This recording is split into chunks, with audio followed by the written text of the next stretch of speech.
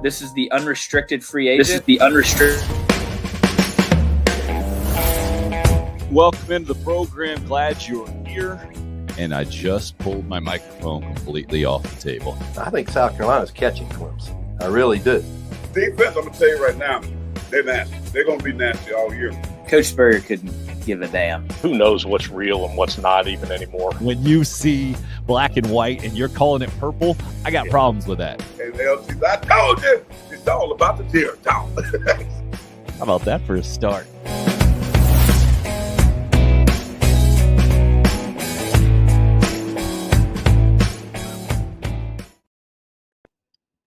You know, every relationship gets to a point where it's the breaking point, right? Where you figure out if this thing is for real and it's going to continue, or you need to file it away with nearly every other relationship in your life.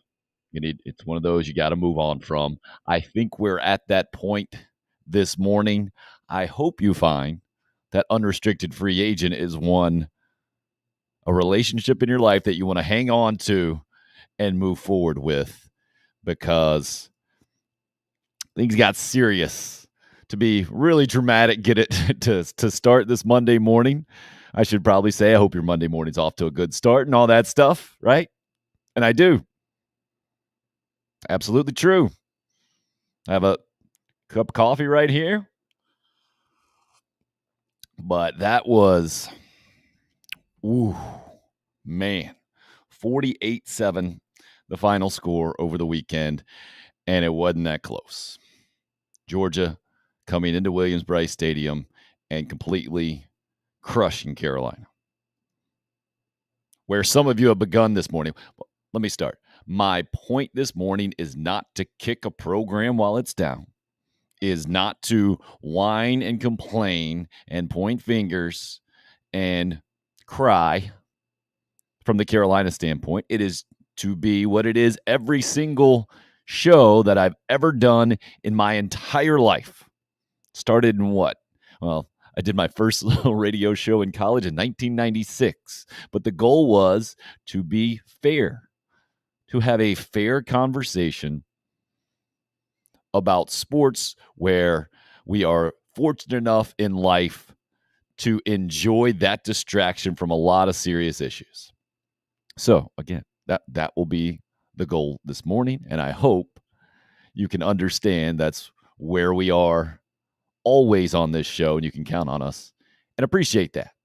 So Roger starts us off this morning. Good morning with a sunshine emoji as Fats Domino sang in the day. It's Blue Monday. DC with a morning, Tim. Anthony in, as always, with a good morning to the UFAs. But DC just going right into it. He mentions about 3 comments in. Forgive me, I'm salty right now. This is embarrassing for all of us. What a bad weekend for Carolina football, DC says. We got absolutely smoked at home.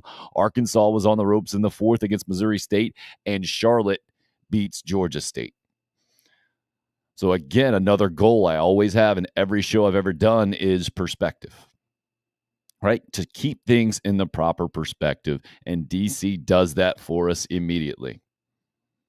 Not only was it a completely uncompetitive game against the number 1 team in the country, the defending national champs. That's one thing. Then it happens at home at noon on ESPN, where you're being featured for the pregame hype and the whole thing.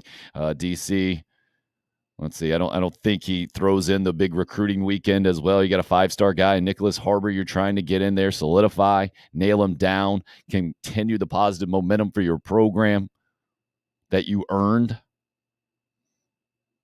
DC says under no circumstance should you get beat that bad at home by anybody. We all heard how great a win Georgia State was. Well, I'm officially not accepting any more excuses from this coaching staff. Gotcha, DC. Coming in hot.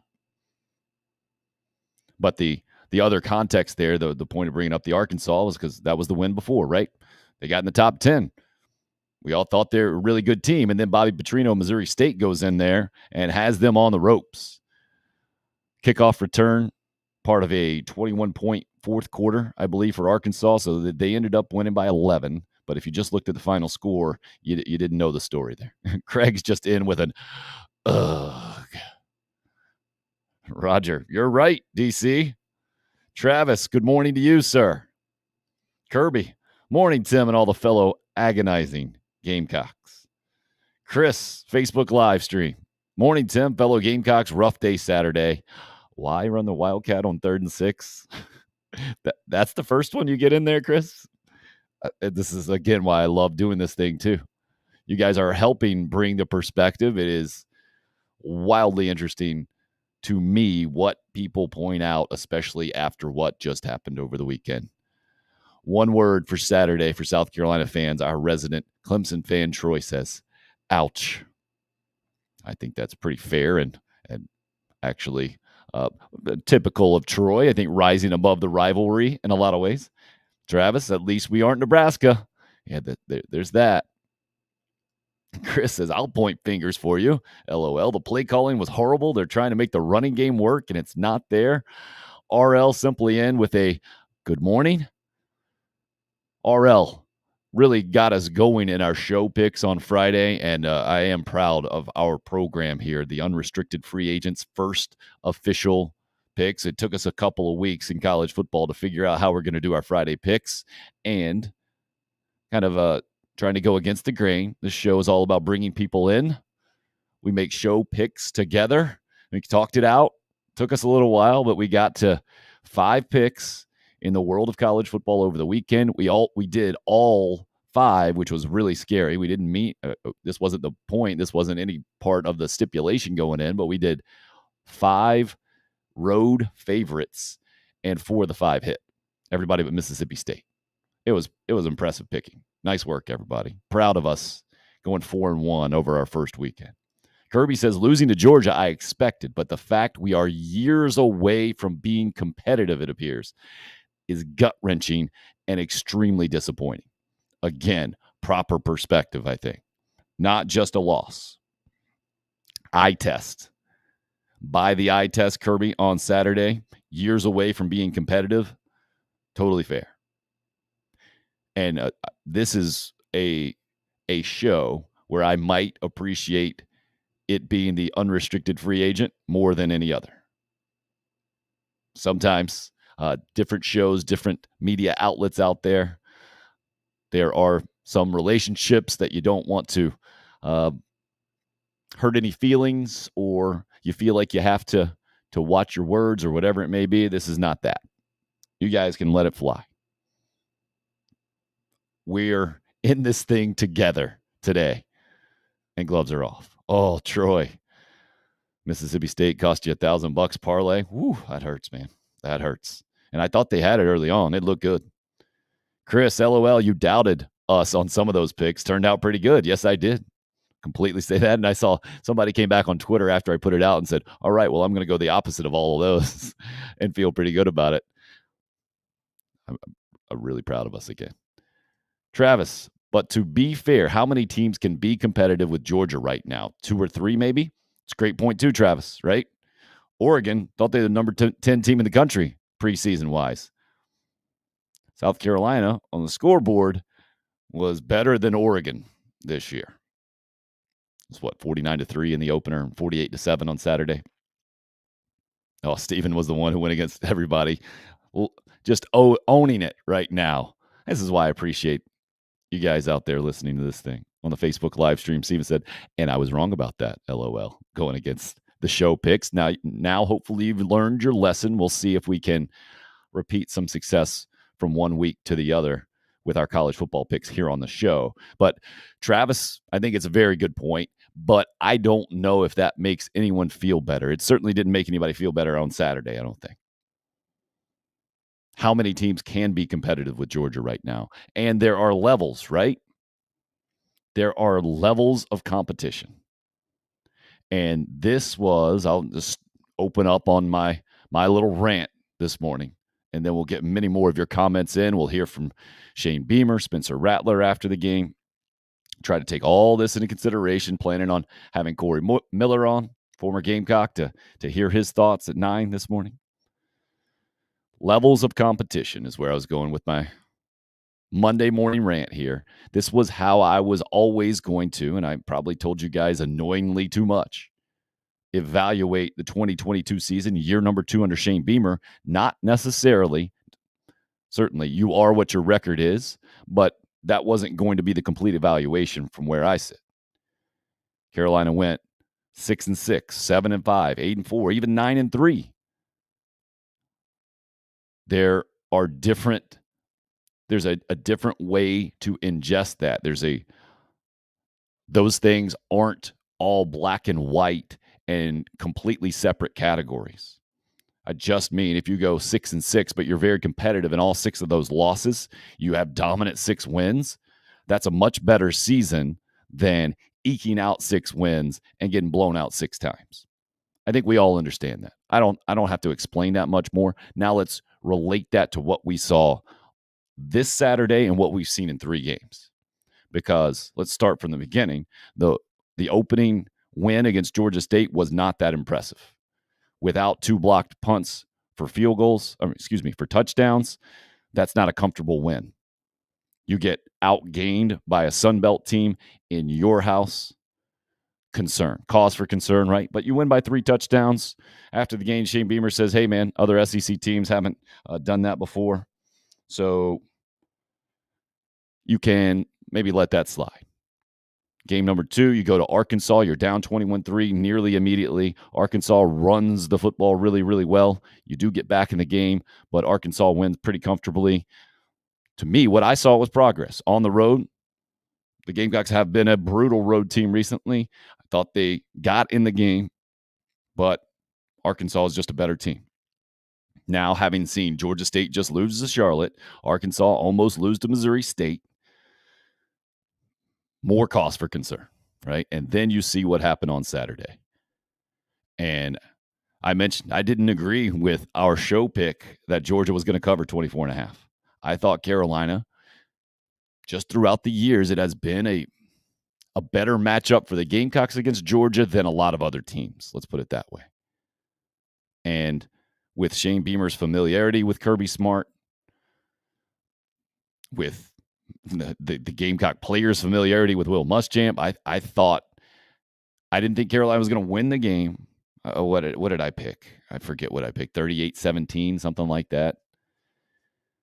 So it was a cover by not too much, but I thought they would cover. I thought the home field advantage would mean something. I thought Spencer Rattler, being the quarterback, would be able to make plays like Carolina has made against Georgia to some degree of success in the last years, but make a few more because I think he's a little bit better than those other quarterbacks. And none of that happened. None.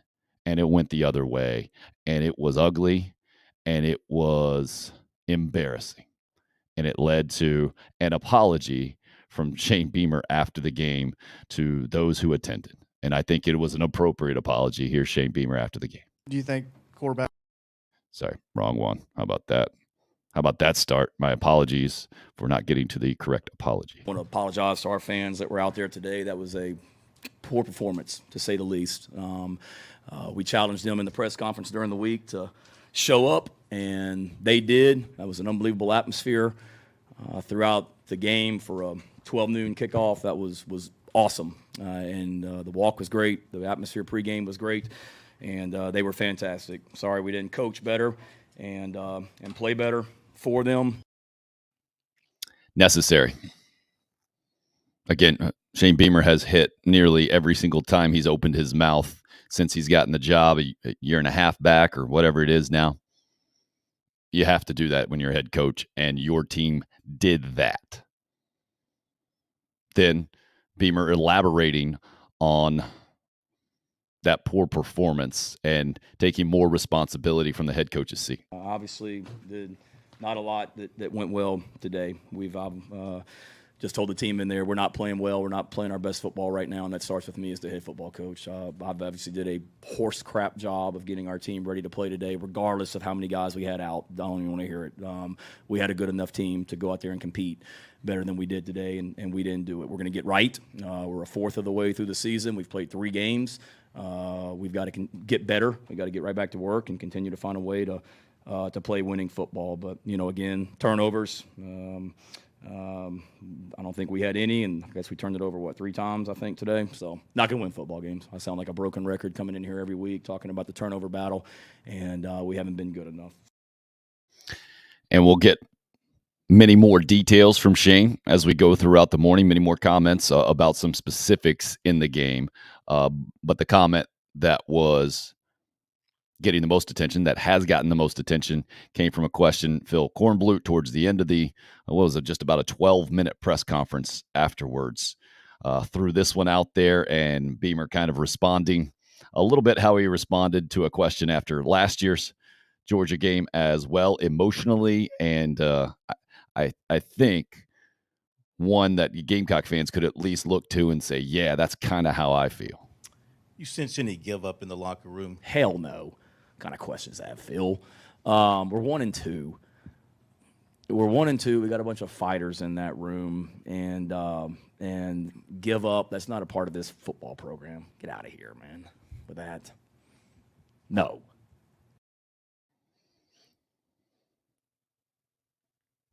I was a little surprised at how aggressive that was, but knowing what happened on Saturday, I think it's got a lot of social media play since.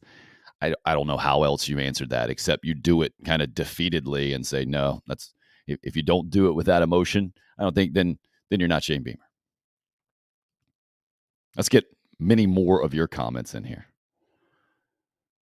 I don't even think Alabama can stop Georgia right now, Steven says. RL, I think Spencer Rattler has been okay so far considering the competition, but I did expect him to look better than Jake Bentley or Dylan Thompson, and that has not been the case yet. Again, I put Dylan Thompson pretty high. I put Jake Bentley a few rungs down below. If I'm doing the Gamecock quarterback totem pole, I expected Spencer Rattler to be much more Connor Shaw than Jake Bentley, if we're going to just stick with the Gamecock quarterback analogies. You want to might as well hear that now as well. Beamer was asked about the quarterback play after the game and eventually came to the answer in the response. And it's not in this one originally. It took him a little while to get there, and he went back and said, no, Spencer Rattler's our quarterback, and we just got to play better. But here's how that exchange went originally. Do you think quarterback's a spot where you guys need to look at things competition-wise, or do you feel Spencer's still the guy moving forward? I think Spencer will tell you he's got to play better. The interception to Juju was they did a good job of covering it. Similar play that they hit us on later in the game to the running back, and got to throw it out of bounds. He was trying to, back shoulder it in there, which we don't need to be throwing a back shoulder fade on that route. Just everything that we do is we evaluate after every game, and we compete. And there's a lot of us that have to coach better and play better. Troy says RL in defense of Rattler, he doesn't have time to do anything. Daddy-o, Rattler looks disinterested at times. Thomas, good to hear from you, sir. I think you might be new in on the show. I don't think Rattler has confidence in what Satterfield is calling. That's I think, insightful comment for sure. And why don't we hear some of what Spencer Rattler had to say? Let's start with, I believe this was the beginning of the press conference. Yeah, he was asked, was it more of what Georgia did? Was it more of you guys just not playing well? I think a little mixture of both. That's probably the best defense in the country, and we put ourselves into some bad situations. They did a good job checking a lot of the stuff versus our looks, and they just played harder than us. And as a group, myself, we all got to play better. So, it's not the end of the world. We're going to get back to work tomorrow and this week and get back on track. Now, don't take that last comment out of context, right? Clearly, in my opinion, Rattler frustrated, not feeling good about it, not just shaking it off like you might be able to be overly dramatic about that last comment there. Body language and just the sound effect here when asked why they're not getting the ball to playmakers is kind of a good example, I think, or helps you maybe round out exactly what Spencer Rattler had to say after that 48-7 loss. Man, we just gotta get them the ball. Like, we gotta probably not. We just gotta trust them and get them the ball, get them in better situations. I mean, yeah, it shouldn't be that difficult, but we should be getting them the ball. Those guys are great playmakers, and for Juice not to catch the ball this week or get a target is tough. Was asked specifically there why Juice Wells wasn't used or how they could get him the ball, a guy who was leading the SEC in receiving yards going in and didn't do anything in the game. More of your comments. 45-17 was my prediction, Craig said. Not too far away from that. Craig says, what running back would want to come here based off of offensive line performance maybe? Hope's in this morning with a good morning. Hope, again, very necessary for Gamecock football. Chris, Beamer's taking responsibility for this loss, but it's really on the offensive coordinator. So some of those run plays were called when they were like 3rd and 7. Well, Beamer did explain that and said that he gave the heads up to offensive coordinator Marcus Satterfield that he would have 2 downs to get the first down in some of those situations. Now, some of those plays went for negative yardage and they ended up punting because instead of getting closer on the run, they actually got farther away, and then that reevaluated things on 4th down. But I completely disagree with the notion that it's really on the offensive coordinator. First of all, the defense couldn't stop Georgia. They scored 48 points, and I think they could have scored about 78. So the intense criticism that I saw from Marcus Satterfield after this game is surprising to me, because what I saw from Carolina in this game is what I've seen from Marcus Satterfield and the Gamecock offense by and large his entire tenure now. We're 16 games in. What I saw the 15 previous games, maybe with an exception of the North Carolina Bowl game in a lot of ways. That's what we saw in this game. I don't understand.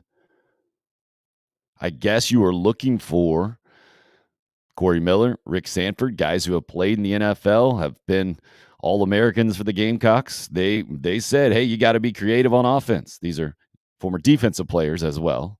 Keep that in mind. But hey, you gotta scheme something up, man. You got to do something different. Perry Orth, the former Gamecock quarterback, told us on Friday how you can be creative and yet still simplistic.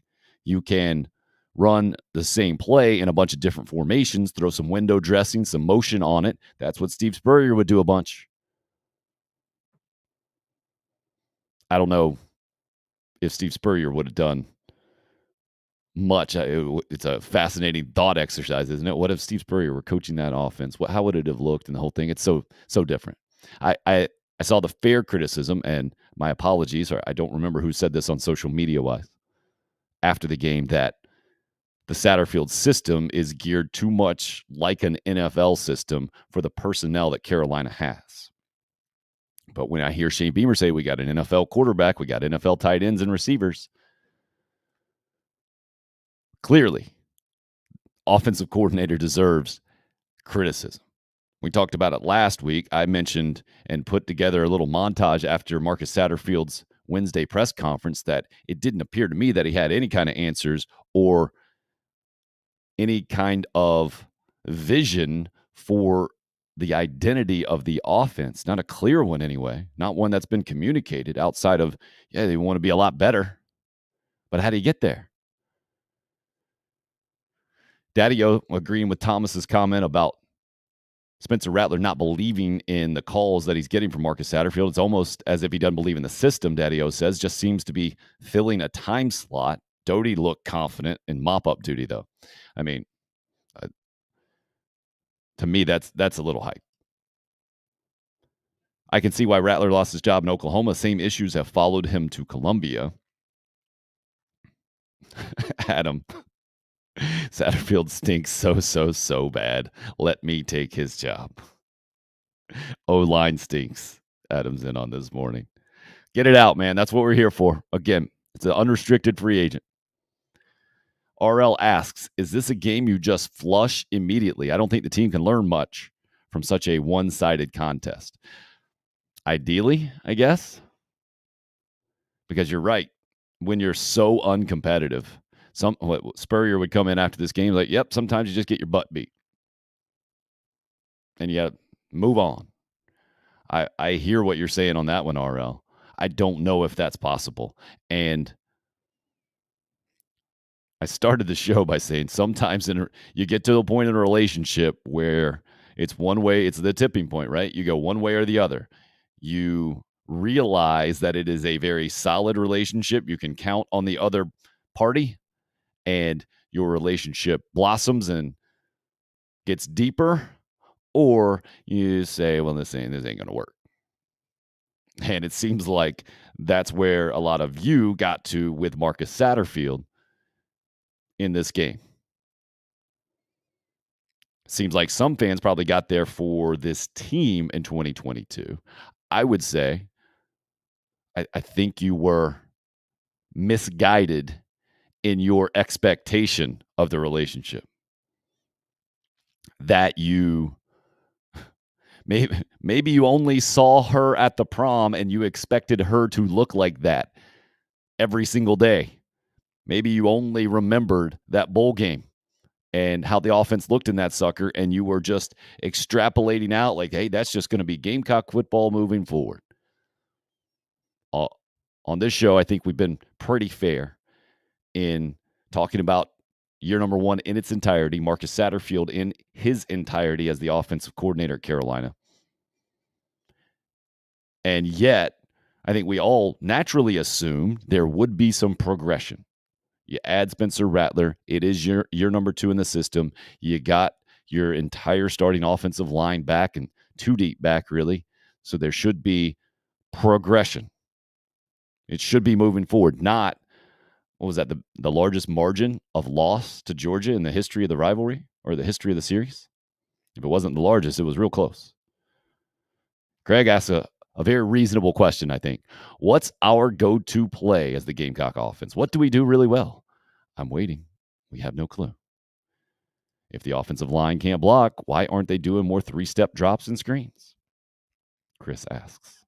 I think that will be brought up, or it will be revisited, I assume, in the weekly press conference for Marcus Satterfield and company. How can the offense improve? I think a really fair question and answer exchange here with Spencer Rattler after that 48-7 loss to Georgia. What do you specifically in this offense have to do to play more winning football down in and down out? It's a lot of things. I mean, it's not just one thing. Personally, I have to limit the turnovers, the interceptions, especially because we'll be throwing the ball a lot. So, you got to limit that. I felt like we ran the ball decent today when we were on a roll. It's just we got to clean up everything, I think, and just getting a better flow and not get ourselves in bad situations and not getting these third and longs and this and that. We just got to make it easier for ourselves, and we're not right now. Now you can pick apart some of what Spencer Rattler had to say in there, and if you're still ultra upset, I get it. I don't think that's very productive if you are a Gamecock fan to do that to your quarterback. Daddy-O just says a pocket passer is going to endure a season of pain behind an offensive line that can't figure it out. I think, fortunately, Spencer Rattler does provide you a pocket passer type, right? Tremendous arm, but he's mobile. He can avoid a rush better than a lot of quarterbacks. So in that way, I think an ideal fit for this Gamecock offense, and yet you haven't seen anywhere close to an ideal offensive performance against three opponents now. You're able to throw the football against Arkansas, especially in the fourth quarter. But when Bobby Petrino and company can go in and have Arkansas on the ropes as Missouri State, that doesn't feel as good as it did, does it? It shouldn't. Wanted to mention the turnovers comment there was interesting from Spencer Rattler, and what Shane Beamer had to say after the game as well about turnovers. I want to get into this, but we'll let you hear what Shane had to say first. Last year we were not very good offensively. I think we were last in the SEC at turning the ball over. We're certainly on pace to do that again this year. So whatever we're doing, clearly we got to do a better job of emphasizing it. And then defensively last year, we led the SEC in takeaways. And right now, we haven't gotten anything. I guess 1 in 3 games late in the Georgia State game. So we've got to, go back to work on the practice field. And not that we don't emphasize it already, we do. And we're doing a lot of the same things we were last year defensively to emphasize turnovers. We just got to continue to fly to the ball. To me, when you start pressing and trying to make it happen, it gets worse. We talk to our guys from a defensive standpoint all the time about just playing hard, flying to the football, and getting there with great physicality, and the turnovers will come. But when we're in the wrong place, I mean, just a bunch of young, not to make excuses, but a bunch of young DBs out there today that we were just turning guys free, and didn't look like a well-coached team at times because of that. So it's hard to get turnovers when you're not even positioned to make the ball. It's an interesting take, and no doubt turnovers would help. I think that would help. That would have only helped in this game to make it non-embarrassing. I don't think it would have made it competitive unless, you get your +5 in the turnover margin, which is way too optimistic, I think, against a team like Georgia at this point. It was the way that Carolina pulled that miraculous upset a few years ago in Athens, right? It wasn't quite +5. I think it was +3 that day. Craig, I hope they whisked Nicholas Harbor out of there before halftime, took him to Dave & Buster's or something. He's the big 5-star recruit. Yeah, I hear you. And he says, I'd run it 45 times, get in 12 personnel, try to shove it down their throat and gain confidence. Well, then, when that doesn't work, because there's no way that was going to work against Georgia, you are just... I mean, Marcus Satterfield said it almost verbatim last week. We're not going to be completely stubborn in the run game, especially if it's not working. We're not just going to run it for running its sake. The Gamecocks don't have that personnel, Craig. I don't. If they couldn't do that against Georgia State, they certainly can't do that against Georgia. And that was the massive concern. And now what I thought would be a near cakewalk again in the next 2 weeks against Charlotte and South Carolina State, when Charlotte goes to Georgia State and beats them, when Marcus Satterfield came in last week and tells me how good Georgia State is, that's more perspective, isn't it? Thank you, Troy, for the larger perspective, the zoomed out perspective on college football. 1 week after the big upset wins, Georgia Southern loses to UAB. Marshall loses to Bowling Green. App State had to get a miracle Hail Mary to beat Troy. So something to help you keep college football in perspective this morning. Daddy-O says it's just a case of Georgia is just superior to the rest of its competition. Well, certainly they are. They seem that way. But it's not just that, right? If South Carolina's offense had been clicking, had been looking pretty good in their first 2 games as well, then you can accept this, right? Then your offensive coordinator is not being vilified by your own fan base. But that wasn't the case. You have not seen the offense really get going outside of a fourth quarter at Arkansas, where they were throwing it up and down the field, and the game was still solidly in hand by the Razorbacks at that point, let's say. I mean, against Charlotte, Tim, not against Georgia. Oh, okay. So line it up against Charlotte and go right at them. Yeah, but what does that prove? And again, Charlotte beat Georgia State. You couldn't do it against Georgia State. Can you do it against Charlotte? I don't know. This offense hasn't proven it can do anything consistently under Marcus Satterfield. They proved they could exploit a bad North Carolina defense and run up and down and score a bunch of points. They proved that they could take advantage of a Florida team that its head coach had lost them last year. Proved they could do enough to beat a struggling Auburn program last year at home. Outside of that, I mean, the numbers are just awful. And we'll pop them up here off of a tweet. These are the national rankings. Sports Talk Media Network popping this one out. This is that Phil Kornblut outlet that I know some of you have made some comments on here. I've chosen not to to pop those up on the live chat. We don't have to get into that discussion, but wanted to give them credit. They saved me some work here. This is out of 131. Total offense, 100. Scoring offense, 100. Total defense, 113. Scoring defense, 112. Rushing offense, 124. Rushing defense, 125. I mean, just those right there, right? Shane Beamer is very clear. You got to be able to run. You got to be able to stop the run. When you're 124 and 125 in those categories, you got massive problems. That's where Carolina is right now. That turnover margin that he was just talking about, 5th worst in the country by my math.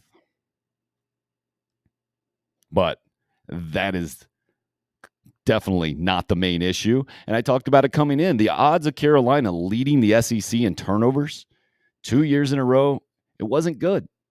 Those odds weren't good coming into 2022. That's why any kind of inflated expectation of 8-4, 9-3, I thought was fool's gold in a lot of ways. Also, it Clayton White's second year in the league. And I was going off the most recent history where I thought that would be the best example, where we did see improvement from Will Muschamp coming in at the end of the Steve Spurrier era when things had fallen apart, and Carolina improved in year number 1. They improved in year number 2, and then things fell apart. Well, we saw a big-time improvement in year number 1 in Shane Beamer.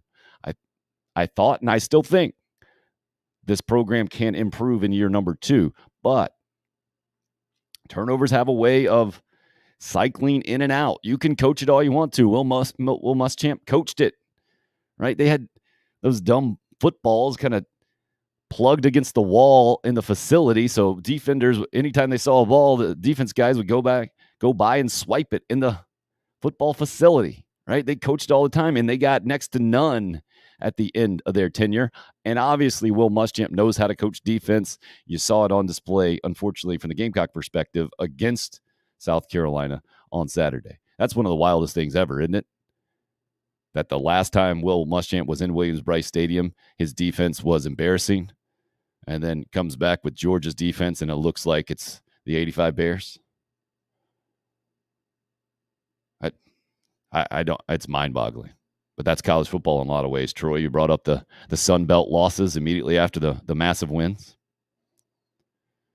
No, I don't think it's you don't have to go that far, right? Yeah, Vandy's 3-1, but they beat Elon by 11. They blew out Hawaii. I think Vandy is this year about what they should be. I think they might have had the Vegas over/under at 2.5 wins on the season, actually, and they've already surpassed that. But I don't think they've taken massive steps forward, and I don't think Carolina's taken massive steps back. I really don't. I think a lot of what I've seen social media-wise reaction is emotion wrapped up into it, and then the fact that it was so uncompetitive at home, and it's Georgia, right? You got the Muschamp factor in there. You got so many Carolina fans who can take pride in historically playing Georgia well. Much better than other programs have. And then you saw that. And it was, you can put all the adjectives on it, right? Embarrassing, uncompetitive. And it wasn't just on the field, right? It was the fact that Georgia trucked in an air conditioning system for their visitors' locker room. The fact that Shane Beamer is on the broadcast going nuts, trying to get female athletes off the field, coming out of a timeout when they were being convinced that they needed to volunteer to be recognized for the 50th anniversary of Title IX. And Beamer apologizing for that reaction, explaining the situation right off the top in his SEC conference call last night, basically just saying he didn't know exactly what was going on. It's a complicated job, and doing what a head coach in that situation has to do and taking responsibility for it, saying he's an advocate for women's sports. He's got 2 daughters. They play the whole thing. To me, kind of a side note, but did add to the embarrassment from the Gamecock perspective, I think, on Saturday. But we talked about it last week. We didn't talk about the flip side, I guess. What would be an acceptable result against Georgia is what we talked about, because we knew that the spread's 24.5. The likelihood of pulling the upset, not large. It had happened 3 years before. I think that made the likelihood on Saturday that much smaller in a lot of ways. That Kirby Smart wasn't going to allow that to happen. Second time in 4 years, 3 years, 4 seasons. But we didn't say what would be a completely unacceptable result. I think we saw that. And scoring in the final minute of a game when you're down 48-0, that does avoid the shutout, right? Makes it maybe a little bit less embarrassing, but still, I don't think it made anybody feel better. Chris, I wouldn't give Muschamp all the credit for the defensive effort Saturday. Not trying to. Agree with you, Chris. It's the talent that was already there when he took over. He's a good defensive coordinator, but most of those starters were there before he took over as DC. Yeah, no doubt. Kirby Smart deserves the bulk of the credit. But Will Muschamp was the defensive coordinator yesterday or Saturday. I guess you could go the opposite way too. How much blame does Will Muschamp deserve for the South Carolina embarrassment? Because you're going to tell me that he wasn't responsible for most of those defensive starters. It's true. He was probably responsible for a lot more of the South Carolina ones, right? Makes it really odd and almost Back to the Future-ish. That's what college football is, man. That Arkansas score or the story playing out Saturday night was an ugly one. I was keeping track of that. Never did go to the ESPN app to watch that game. Did see some of the highlights popping in. I think it was as I was watching Florida nearly lose to South Florida. And man, poor Jeff Scott and company at the end. A bad snap gets them out of field goal range. Then they get back in field goal range. Then it's a bad hold on a good snap. And somehow the kicker almost still made a 45-yarder. He got it there somehow, and it just squibbed off to the right. Texas A&M deserves a ton of credit for having 107,000 people at Kyle Field the week after Appalachian State came in. And they did bounce back and kind of save the season in a lot of ways. Salvage the season might be the best way to put that, with the 17-9 win over then number 13 Miami. So to me, those were the headlines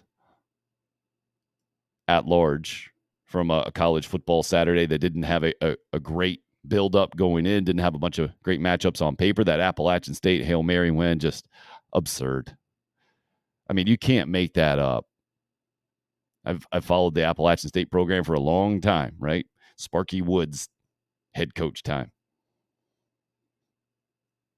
To have college game day in Boone, North Carolina after going to Texas A&M and winning, and then needing a Hail Mary that didn't even get to the end zone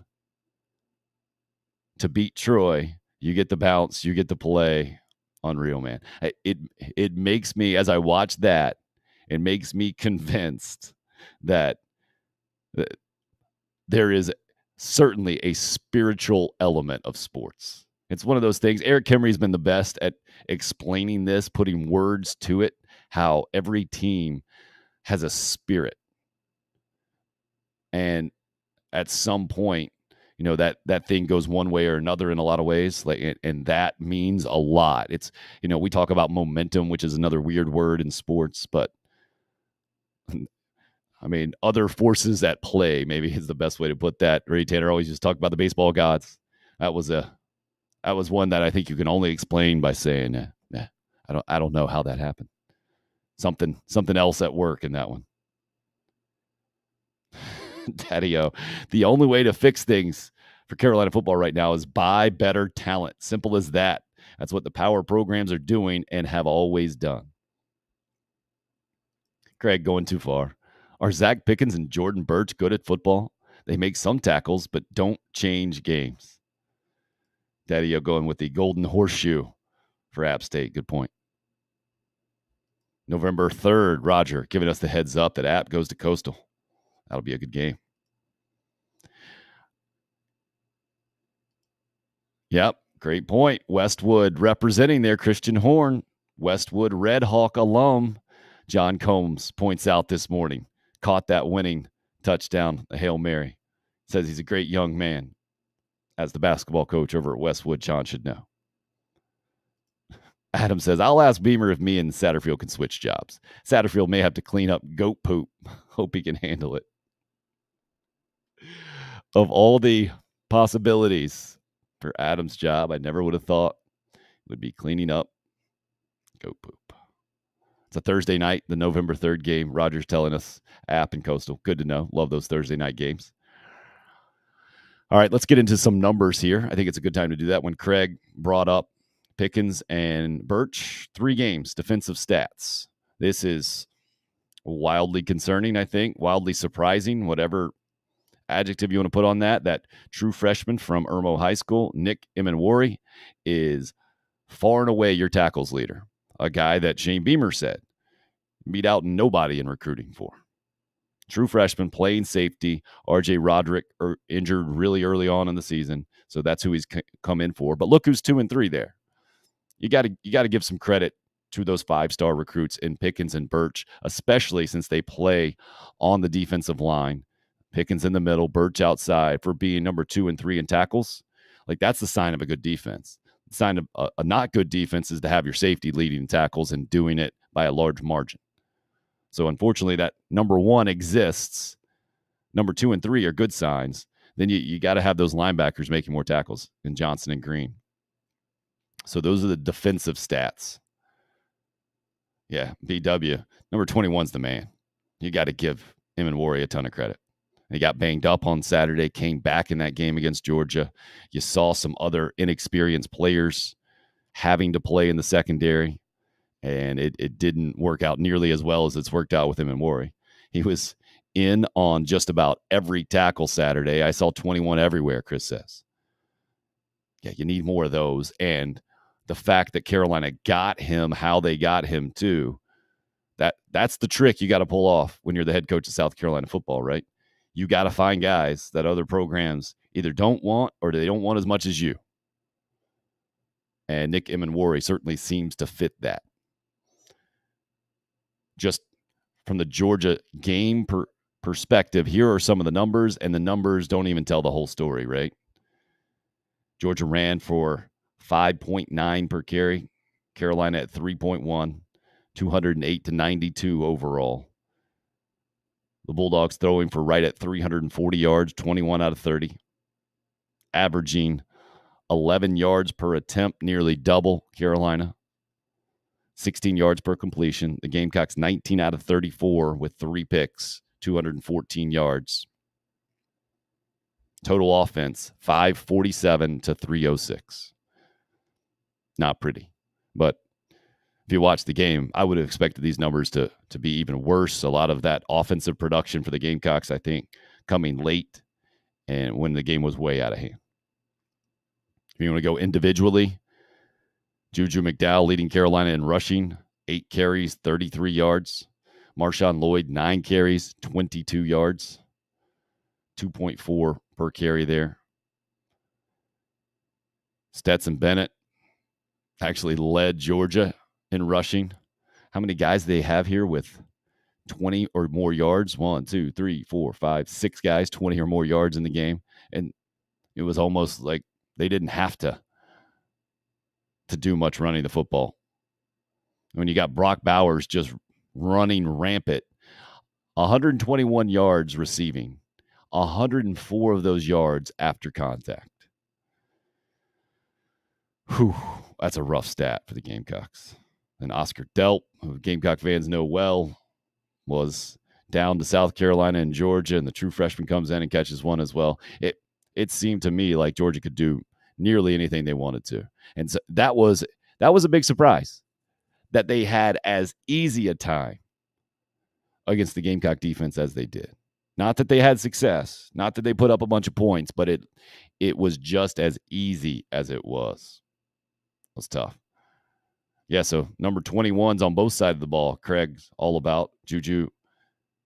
McDowell is number 21 on offense. Says, like, Juju, Craig says Juju and Nick seem like the only ones playing with heart right now. I think that's a little oversold. This is not a lack of effort thing. Chris says those guys come in with a chip on their shoulder, showing other teams what they missed out on, the ones that are under-recruited or not recruited. DC, just rude. And Marcus Satterfield, not sure how you can figure out how to use a shovel. So I mentioned the critical juncture, right? The tipping point for in a relationship is where you might be with this show, where you might be with Gamecock football, where you certainly might be with Marcus Satterfield, or you might be past that. I think it's going to be, I think you go to work today, you go to school today, you talk, maybe you've already seen him at church on Sunday. Maybe you saw him at an establishment on Saturday night. I think you find out a lot about what kind of fan you are, your neighbor is, your fellow fan is, as the Gamecocks sit 1-2 right now, year 2 in the Shane Beamer era. I think zoom out. If you take the whole picture into context, it's still overwhelmingly positive in the Shane Beamer era. If you don't want to hear that, I understand. Again, this is where you learn a lot about what kind of fan someone is. If you're really emotional and you're a roller coaster type person, you're way down. You don't want to hear any of that. And you're going to probably start throwing the insults from there. But I think if you want to call yourself a good fan, you got to get over that emotional connection, the embarrassment, no doubt, frustration, anger, all of that, acknowledge it, move past it, and then get back to supporting the program in the best way possible. I'm not positive what the best way possible is there. If you're doing it, and I've had this conversation, unfortunately, probably way too much in the last several years covering South Carolina athletics, right? What's a good fan? At some point, a good fan has to stand up for the program and say that coach isn't good enough because the results aren't good enough. And the way for me to show my support for my team is to actually voice my displeasure with head coach, assistant coach, whatever, and say, this has got to change. There's got to be change. I don't think it's there right now. I put that out on Twitter from the Marcus Satterfield perspective. Let's be very frank. If South Carolina hadn't won the bowl game, how they won the bowl game last year, I don't think Marcus Satterfield would have been able, I don't think Shane Beamer would have been able to keep him after year number 1. That's what I thought of the year 1 performance. Through 3 games in year 2, it's been a similar performance. So my thoughts, Craig, on Marcus Satterfield this week aren't much different at all than they were last week. And no, I don't think you can wait till the end of the year and evaluate, but I do think you got to wait at least a month. If the Gamecock offense isn't moving it, certainly, maybe not even a month, right? 2 weeks. You can't do it against Charlotte and South Carolina State. You're not going to do it in the SEC. But you don't get a ton of credit for doing it in the next 2 weeks is what I'm saying. I mean, it's a constant evaluation, Craig. Life is a constant evaluation. I think you are completely too rigid if you're the leader of any type of organization and you say, well, we're only going to make a decision about this person at a certain date. It's too rigid. You're too reactionary if you're saying, hey, we could make a decision any day. I think you have to find the happy medium there, right?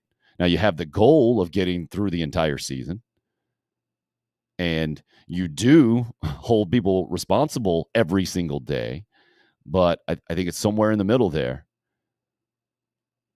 I don't think Shane Beamer has enough leash. I don't think Marcus Satterfield has built up enough cachet where I can sit here right now, 16 games in, and say, no, you got to wait until it's 25 games in. That's the only fair thing to do? No, it's not. Fair is being evaluated in a fair manner. I think it's unfair to Gamecock fans to say, no, you got to give an offensive coordinator 2 years in college football these days. And from what you've seen through 3 games in year number 2, 0 progress. I would argue regression. I think that's the only way you can look at it. With a NFL talented quarterback. I don't know if Spencer Rattler is going to play in the NFL. I would say he hasn't shown me that he can. I shouldn't say that. He's shown me that he can. He hasn't shown me that he will. Does that make sense? Can means you have the ability. He certainly has the worst phrase in sports, maybe arm talent. He's got the physical tools. But quarterback is so much more than just being able to throw the football. And doing it in the Oklahoma system, when he did it, is one thing. But then losing your job and that dropping off as much as it did also happened. I have got to be fair in the evaluation there. Chris, doesn't matter what happens on Saturdays. I'm Garnet and Black for life. I really think Beamer is going to be good for Gamecock Nation. It's going to take some time to right the ship. The Tonester, despite more talent, am not seeing marked improvement as hoped. I don't think it's anything about market improvement. Is that how you say that? Or marked improvement? I don't know how you say it. You're not seeing any improvement. You're seeing the opposite. Chris says if we struggle offensively the next 2 weeks, is Satterfield still here after that? I don't know how you could do that if you're Shane Beamer. I don't know how you could ask Gamecock fans to show up 2 hours before games and support your team if what they have seen this year on offense continues against Charlotte and South Carolina State. I think that's very fair.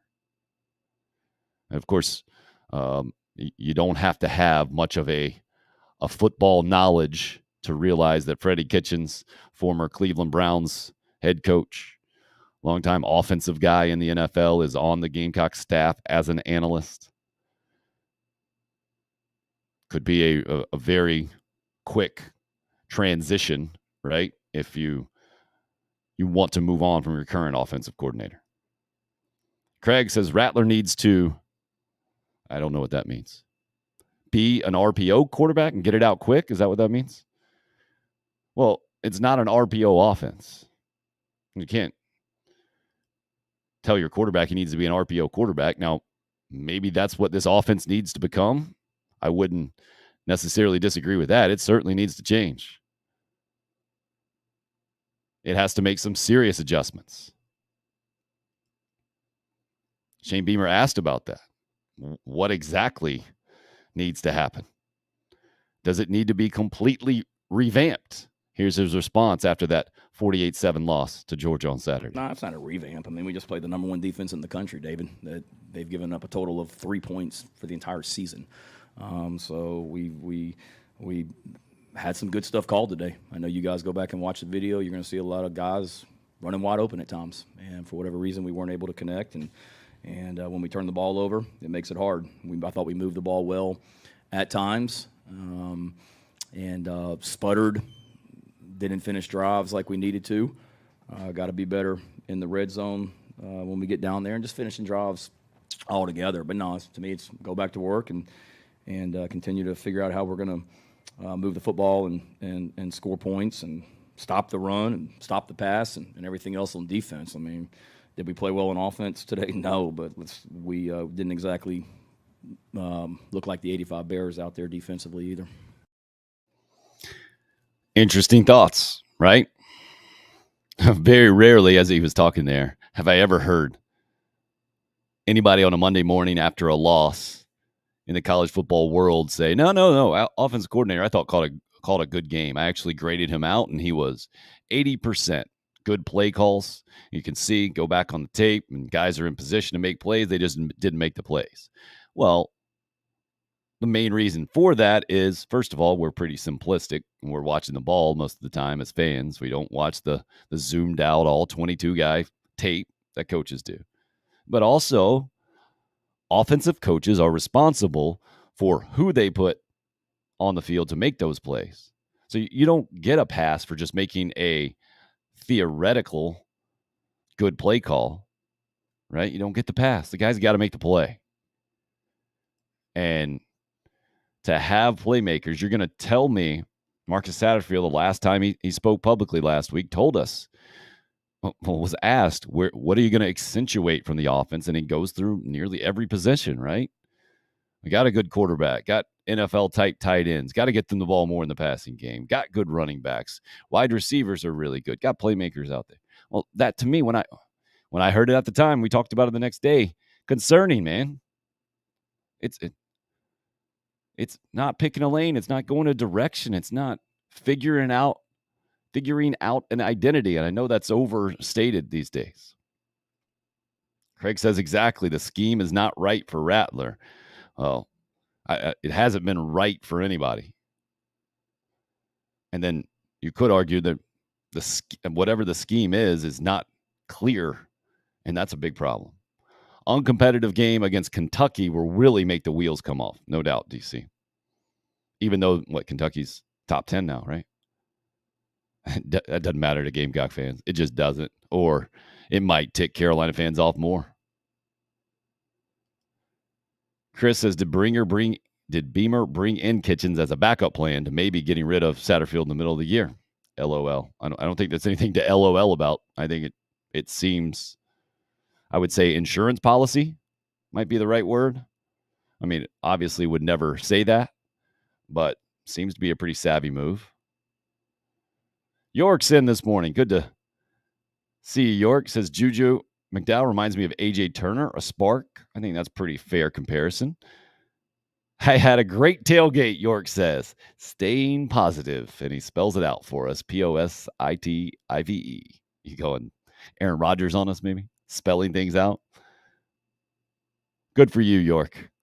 Maybe that's how I should have started this morning. How was the tailgate? Oh, for the noon. I mean, what time did you start, York? I know that was Shane Beamer's advice, right? Get out there early. And it wasn't a sweltering day at Williams-Brice, but it was hot, right? But fortunately, it wasn't 1,000% humidity like it can be. But it was definitely a noon game in September, wasn't it? I was out coaching my kids all day, so I know it wasn't cool by any stretch of the imagination. Tailgate's always good, Chris says. Seriously, York? It's not always good, Chris, at noon, by the way, especially if you haven't prepared properly. Clearly, York had 6:30. Got it going in the tailgate. Saturday morning. Good for you, York. And good for all of us that you don't just have to listen to me yap all morning long. Love the comments, by the way. Keep them coming on the live chat, even as we bring in our first guest in the program. Former Gamecock, longtime NFL player as well, New York Giant, and Corey Miller. It looks like you keeping that coffee to yourself this morning, without putting it on yourself. You good over there, Corey? I'm excellent, brother. I got my coffee. I said, you know what? I was going to the man cave, and I said I'm gonna do it in the truck today, which I normally do a lot of my stuff in my truck. So maybe I turned the mojo for the Gamecocks by moving my location, which is in my vehicle, which is where I preach a lot. So I'm gonna do that this morning. So yeah, I'm doing great. Got my coffee, hit my Prilosec, keep that acid down, and let's rock and roll, baby. Let's go. All right, well, let's hear it, man. You got the floor is yours. Where do you want to? I mean, where do you even start? Right? I know you had to start your preaching yesterday on Sunday talking about the Gamecocks, right? Oh my God, yeah. What'd you think? Well, listen, man, I was frustrated just like anybody that got really wrapped up in the optimism and everything surrounding this football team, and I thought that they really had some good things flowing, which I still do believe that it can happen. I'm not just totally Debbie Downey today, but it was tough. It was hard to watch, man. I didn't go to the game. I had to work late Friday doing TV in Greenville, so I just got back after 1 a.m. So I watched it at home, and I sat there, man, by myself and watched this game, and it was really hard to watch because I just didn't see what I expected to see. I want to repent and apologize. I said this defense would be nasty. I haven't really seen that through 3 games. And I know they had 5 starters out, and, that's hard to overcome, especially against a great team like Georgia. Offensively, I don't know what's happening. That's just season. I don't see any synergy. I don't see any continuity. I don't see rhythm. I don't see identity. I can put a lot of adjectives there with this offense. Spencer Rattler really struggling, throwing interceptions. The run game was better. It was better. That's one little positive. It wasn't great, but it was better. I can see a little improvement there. And I felt bad for the fans. I mean, the build up, national television, and then, to get beat like that was an embarrassment, honestly.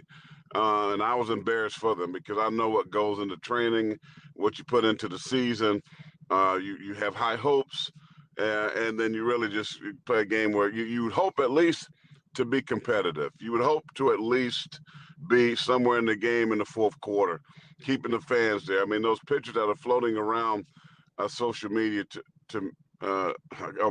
just heartbreaking. It's heartbreaking to see the empty stadium when you're trying to showcase your atmosphere, your fan base, and I get it.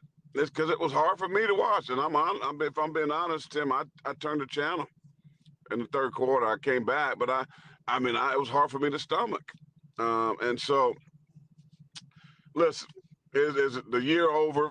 Is the season over for South Carolina? No. There's a lot of football left to be played. And as I said last night before I preached, yesterday I had reflection time. And I know I was like, man, I was probably a little bit too hard. But I'm an emotional guy. I wear I wear it on my shoulders. My emotions are on here. And I wanted people to understand what was going on and what was happening in the game. I tried to explain some things defensively while they were having successful runs. But I wear it on my shoulder. And yesterday I had to sit back and go, you know what? If I'm honest, I would have said that this team would have been 1-2. They would have been 1-2. If you asked me preseason, I wouldn't have said they would be on the road to beat Arkansas. I wouldn't have said they would have upset Georgia. I would have said I would hope that would have happened, but my expectations would have been 1-2. So that's where they are, regardless of how it looks. We got a little bit better performance 2 weeks ago against Arkansas, and then Georgia was ugly, right? They still losses. So what do you do now? You got the next 2 weeks. You're going to win. Hopefully you win. You're going to be 3-2, and I'm going to give them wins over Missouri and Vanderbilt. That's going to get them to 5 wins. And then let's see what happens with the next 5. If they can win 2 out of the 5, that's 7-win season. Get lucky, win 3 out of 5, that's an 8-win season. So now you can build. So all is not lost for South Carolina. There's a lot of football left to be played. They got to get healthy. They got to get things going on the offense some kind of way. And, this still can be a 7-8-win team. It's not out of the realm because everybody now that's left on the schedule is beatable, in my opinion. I mean, we thought A&M, but they lost App State. Florida doesn't look great. Clemson doesn't look great. Tennessee is probably, and Kentucky are the best teams left. So they can win those games. I mean, so a lot of football left to be played, and that's why I'm going to leave it right there. I'm not going to beat kids up. I'm not going to go after them like that because I understand. But I was upset because I really thought that they might could sneak a little upset. I really did. But it didn't happen, so you move on. You flush it, you move on. New week, new day, and new season, and you go back to work. Personal experience, Corey, and being on the Gamecock type side of a game like this, do you have that back in your career? I have a lot of those. So, how do you handle that as a player? Well, let me just say this, Tim. It's hard because nobody in the locker room thinks you're going to lose. Nobody, whatever the experts say or whatever Vegas says about a game, it doesn't matter to players and coaches. You train, you prepare, you get your keys to your victory, and you going out there and you expecting to win the game. But sometimes you just don't play well. Sometimes things just start wrong, and you can't recover. And that happened to me and our team, Florida State. It happened against Clemson. I mean, embarrassed. 45-0, I believe, something like that. We lost 50-something totally blown out the game. But you know what you do? You got a 24-hour rule, and that's for a win or loss. You go back and you say, what in the world happened? What can I do better? Every individual has to look at himself. Every coach has to look at himself and say, am I doing the best that I can? What can I do better? How can I improve? Because sometimes really the score is not indicative to where you are, the separation. Sometimes it just gets out of whack and you can't recover for whatever reason. But talent-wise, physicality-wise, it's not that much different. You just got to go fix the things that you can fix.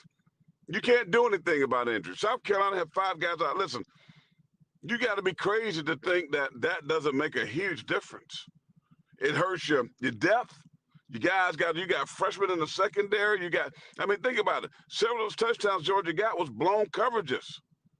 Blown coverages by freshmen. So these things happen. Not to make an excuse, but it's truth. So what you do, you flush it, you get back to work, man. You got 9 more times. You got 9 more opportunities. And here's what the coaches have to say to the players. You got 9 more chances to make this thing right. You got 9 more opportunities to still change the direction of your season. Nobody expects South Carolina to win a national championship or to win the SEC this year. They want to. That's the message in the locker room, but let's be honest, they don't have the talent to do that right now.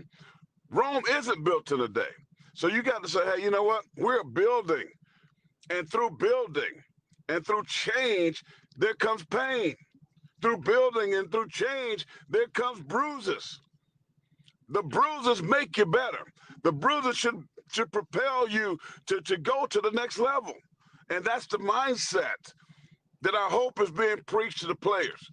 It's embarrassing. We're hurting, but don't let that be a reflection of who you are. That's just a setback. Use your setback for a setup to be a better football team. And based on the energy and based on what I know around this program and the positivity of Shane and his coaches, that to me is going to be preached. You can't sit back and let that one loss cause more losses. You're better than that. Make changes. You got to be real. You got to go to the players and say, hey, man, we got to do better here. We got to be gap sound. We got to handle our responsibility. We got to study more. You go to your coaches and you reevaluate. First quarter's done now. You're in the second quarter of your season. Go to your coaches. The play calling. What's up? What are we doing? If you want to allow this thing to make you better, then you got to be real.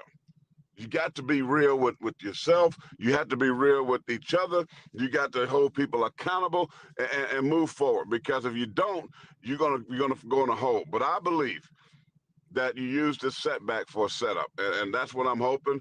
I'm not trying to be the crazy optimistic fan. Wait the next year, next game, next quarter. No. I'm just saying this is the reality of where they are. And we all got caught up into the expectations of the videos. All that's great. I'm old school. I like the videos, but I would be like this. I don't give a crap about the video right now. I know this recruiting and all this good stuff. That's great. The lights and all the things that you've done, the pageantry is great. But, man, we got to X and O. We got to smash people in the mouth. We got to tackle. We got to execute on third down. We got to sustain drives. I don't give a rip about the lights. The lights don't win no ball games. I don't care. That's good for Rick. I know you got to do it. But my thing is you got to get back to what's real, the basics, baby. Basics, blocking, tackling. You got to get back to football. And that's where their mindset has to go. Yeah, we got to do all this other stuff. Let Justin King and everybody else do what they do. But we internally, we got to get back to how we play football. And if they don't, it could be a long season. But I believe that they can. Good stuff, man. I'm with you on that. I put out a tweet kind of echoing it or pointing that out on Saturday. If you thought that South Carolina was going to be anything other than 1-2, I think you were being unrealistic based off of year number one. Now, you mentioned in there, Corey, about play calling. And certainly that seems to be where most of the frustration is pointed towards. And I think most of it is rationally so. That deserves some criticism. It deserved criticism before that game, and it certainly deserves criticism after it. Where are you now? Maybe let's do this, Court. Let's hear what Shane Beamer had to say about the game plan going in, and then we can discuss, because you were very clear about what you thought it should be, that you really got to get the number 2 pencil out and scheme it up, right? Go up tempo, do something different, get out of the box, the whole thing. So let's listen to how Shane Beamer saw it going in, and then we'll discuss more of the offensive game plan and execution, play calling, all that stuff from the Gamecock perspective. With us missing 5 starters on defense, just from a depth standpoint, if Georgia was out there for a ton of plays today, it was going to be kind of like the bowl game last year against North Carolina. We needed to control the ball and score points and then take some chances. And we didn't really have to take chances against North Carolina in that bowl game. But, yes, we felt like we were going to have to go for some 4th downs today, which we did. And then we felt like we were going to need to steal a possession special teams-wise as well. So, yeah, the fake punt was something that had a general idea if we came out like in that formation, how they would line up, and our guys did a good job of executing that. But yeah, that was something that we wanted to get to early in the game. And at that point, I think it was 14-0, I think, and we hadn't stopped them yet. And I wasn't going to put our defense back out there for another drive at that point. So the challenge was clear, right? Shane Beamer's plan wasn't to line it up and go right at Georgia and strength versus strength. He knew that, especially with those starters out, that there was a disadvantage going into the game. What do you make of what you just heard and what you saw on Saturday? Well, I mean, he's spot on with that. I mean, you have to steal a possession. The fake punt was beautiful, but resulted in 0. The defense was on his heels. You know, coaches know that, you know what, we're not going to be able to stop them today. You know, we got 5 guys out. We have, I mean, they knew they had no chance unless some crazy things happened. So he's right. I mean, you got to do what you can do in those games. That's what I was saying all along, you know, even before I even knew starters was out. I still say you got to take chances. You got to sharpen your number 2 pencil. You got to steal possessions. You got to do whatever it takes, because in those types of games, you have nothing to lose. You got to take shots down the field. They did that early. Jaheim Bell lined up on their starting cornerback, a 5-star, runs by him. Spencer Rattler throws a dime. And then we don't see really a lot of that anymore. We don't. What's Jaheim Bell? I mean, so that was my problem in the game, because listen, and Lord help me, because I don't want to be saying, hey, somebody don't need to have a job, but this, that, and the third. I'm really careful about that today. But I will say this very strongly. If you're being paid and you're getting paid for value and you're not producing that value, you have to evaluate said situation. If you've had a sample size for a year and some change, and things have been really not good, then as a leader, you have to evaluate your situation. Okay? And all I'm saying is this. I don't know Marcus Satterfield personally. I believe that he is a good person, a good guy, but that doesn't matter in this point. When you look at your team offensively for a couple of years, besides the Duke's Mayo Bowl, it's been ugly. And the play calling, which everybody can see, hasn't been good. And I go back to Champ era, and You know, it's been the offense. It was the offense. You know, defense has been pretty good, but the offense, what's happening? And I look at all of these college football. I watch games from 9 a.m. Well, the ESPN's college game day through 2, 3 in the morning of college football every week. I see all these teams. And I see teams that don't have the talent or skill sets that South Carolina have, and they have a very awesome offense. They move the ball. You know, man, they're improvising. They're doing things. It's amazing to me. And then I look at South Carolina and I go, why can't this offense be better? And I know the play calling isn't good. So I'm just saying, Tim, that every fan, every person that knows the game, you are what you put on tape. You are what the tape and the score says you are. We can try to make excuses. We can try to say this, that, and the third, or we were thinking this, and it hasn't been good consistently. I get 1 or 2 games. I'm saying consistently. And that is my most frustrating point with the team, because I know these kids are better. I know we have a lot of talent, man. I've seen it with my own eyes.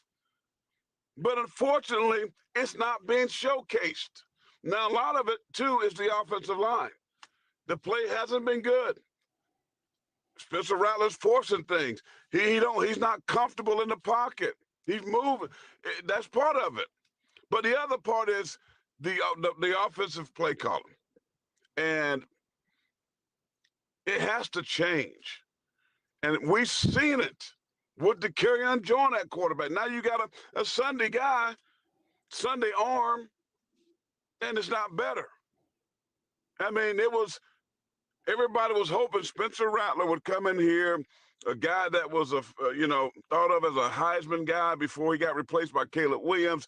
He come to South Carolina, and you're getting the same results. So you're changing the players. You're changing some other things, but you're getting the same results. It's pretty obvious. It's pretty glaring. And so my thing is, I don't want to be that forthcoming and say, hey, you know, you need to fire a guy. Listen, but something needs to change, man. I mean, I just pray and hope Shane could evaluate and go, you know, friend, whatever. But man, this offense needs to be more innovative. It needs that sharp number 2 pencil. You got to be able to get the ball to the players in the players' hands. Tim, look at what Georgia did. Their best players are their tight ends, right? Brock Bowers, the other 2 guys, even Oscar Depp, who they had signs I saw on Twitter on 5 points. We want Oscar. They ain't get him. He went to Georgia. Even he got a touchdown. Freshman. I mean, they highlighted their strength. What do they do with Brock Bowers? Brock Bowers is not as talented as Jaheim Bell. He isn't. Jaheim Bell has more talent. He's faster, probably bigger, more athletic. He's more talented than Brock Bowers. This was frustrating. And we do it one time. No, not running the ball out the backfield, but they move him around. Same position. You tied in. I talk about it all the time. This guy can outplay corners. He's shown that 5-star. He's shown it last year in North Carolina. He run past them. Why aren't we highlighting this guy more? Their coach put their player in positions to win. We did it one time. And we got other players. This is what Georgia did. That's what they did. It wasn't that hard. Oh, we're getting the red zone. I'm gonna go trips to the field, and I'm gonna put Brock Bowers as a wide receiver to the boundary, and everybody knows football to say, hey, they're gonna throw a fade. They're gonna throw a fade, corner fade. Because I'm gonna say my guy is better than your guy, and you got to prove that you can stop it. Now the coverage was pretty daggum good. Guess what? That great player still made a great play. That's just what I've been saying. You have to highlight your players. College systems are ran totally different than NFL systems. And I think Satterfield has an NFL mindset. And an NFL mindset will say, okay, this is what we do. We got to go out, play, and out execute, knock them, blah, blah, blah, blah, blah, and make plays. These are NFL guys, best in the world. College says, I got good athletes. I may not have so many good on the defensive side, and I have to exploit. And I got to get innovative. And I got to use trickeration. I got to use this, that, and the third to win games.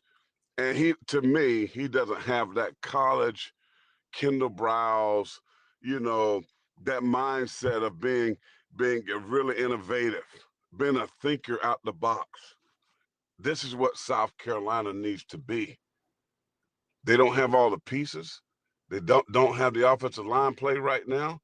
So you got to get in that number 2 pencil mindset and draw plays up to highlight your best players and get the ball out of Spencer Rattler's hands and put the pressure on the defense to think and make adjustments. And we just don't do that. I'm sorry for this rant, but this is what I see. And I have to be honest. It's frustrating because I know that these kids and the players that they have are better than what's been showcased. And if you change the players, and we said, I lost you there for a second, Corey. Has been consistent, and that's the play calling. There you go. Just lost you for a second, those last few seconds, but got you right back in. Don't know what happened there, but no need to apologize for the rant. I think it is right on with where most Gamecock fans are. I mean, 48-7 was 48-7. And again, if that had been, Daddy O just says, it ain't a rant, it's facts. There's a lot of facts there. How much, Corey, was what we saw on Saturday, Georgia having better players? And then how much can you quantify that at all in your opinion? Because to me, it does come down to that most of the time, but it shouldn't come down to that from a 48-0 for a lot of the game there. Georgia's not 48-0 better than South Carolina. No way. They're better overall team. Yes. But a lot of it was mistakes. I was tweeting from a defense standpoint, -5 starters. They didn't set the edge, something I've been talking about for a long time. When they was running those end and arounds, they weren't setting the edge. They let the quarterback, Stetson Bennett, get outside numerous times. They lost contain. That's on the defense. These are fixable things. The long touchdown pass to Brock Bowers wasn't that Brock just a better player than everybody. Heck, nobody didn't cover him. I mean, a couple of touchdowns was blown coverage. I believe Oscar Depp was another one. Game was over, but still, these are mistakes. And these guys not being prepared and ready. And any coach will say, well, that's on me. And I'm Shane Beaman, I respect him for saying, hey, this is on me. You're the head coach. You have to take that responsibility, and he did. They weren't prepared enough. So, yes, Georgia is much better than South Carolina. They're much more physically talented across the board. When you think about the depth and all of that stuff, but 45, whatever the score was, 48-7. No, a lot of it was mistakes. A lot of it was South Carolina was minus some of their best defensive players. Cam was out. The guys, they got him. Some people have him as #1 corner in the country. I mean, so listen. That has an impact. For sure, it has an impact. But you shouldn't lose like that at home. Almost 80,000 loud screaming fans. No, that's not the talent gap. That's not mentally prepared. That's coaching, in my opinion. That's the difference in that ball game. We'll pop it up here for you just a second. The stats in this game, the one from Bowers there, 121 yards receiving off 5 catches, but 104 of those yards coming after contact. Incredible, I'm sure, as a former defensive guy. I mean, you got McConkey there, 41 of his 52 yards after contact. I think that would be maybe an example of having guys in position and just not having players make plays from a defensive standpoint.